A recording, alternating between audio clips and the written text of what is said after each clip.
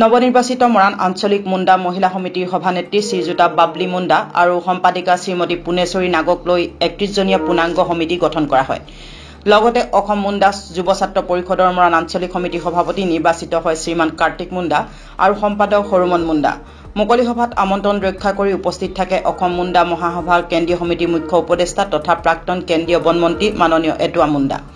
লগত উপস্থিত থাকে খোৱাং বিধানসভা সমষ্টিৰ বিধায়ক মাননীয় শ্ৰীযুত চক্ৰধৰ গগৈ, অসম মুণ্ডা মহাসভাৰ কেন্দ্ৰীয় সমিতিৰ কাৰ্যনিৰ্বাহক সদস্য ক্ষুদিৰাম মুণ্ডা, জিলা সমিতিৰ সাধাৰণ সম্পাদিকা ভাৰতী মুণ্ডা, খাৰিয়া সমাজৰ কেন্দ্ৰীয় সমিতিৰ সহকাৰী সম্পাদক বিক্ৰম খাৰিয়া, আছুৰ ডিব্ৰুগড় জিলা সমিতিৰ সহকাৰী সম্পাদক ৰাহুল কোঁৱৰ, খোৱাং উচ্চ মাধ্যমিক বিদ্যালয়ৰ শিক্ষক দীপাংকৰ গোহাঁই, আছাৰ ডিব্ৰুগড় জিলা সমিতিৰ সভাপতি শিৱ কুৰ্মী, আচ্ছা মৰাণ শাখাৰ বিষয়ববীয়া পাৰ্থ প্ৰতিম গোৱালা, মৰাণ চাহ বাগিচাৰ কল্যাণ বিষয়া মণ্টু বাহৈ, ওৰাং সমাজ মৰাণ আঞ্চলিক সমিতিৰ বিষয়ববীয়া বিন্দু ওৰাং, ভূঞা সমাজৰ কেন্দ্ৰীয় সাধাৰণ সম্পাদক নিৰঞ্জন ভূঞা আৰু বহু গণ্যমান্য ব্যক্তিসকল।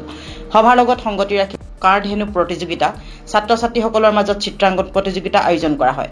মুকলি সভাত 2024 বৰ্ষৰ কৃতি ছাত্ৰ ছাত্ৰীসকলক এখনকৈ গামোচা আৰু মানপত্ৰৰে সম্বৰ্ধনা জনোৱা হয়। মুকলি সভাত সভাপতিত্ব কৰে শ্ৰী ফিলিপ বেঙে।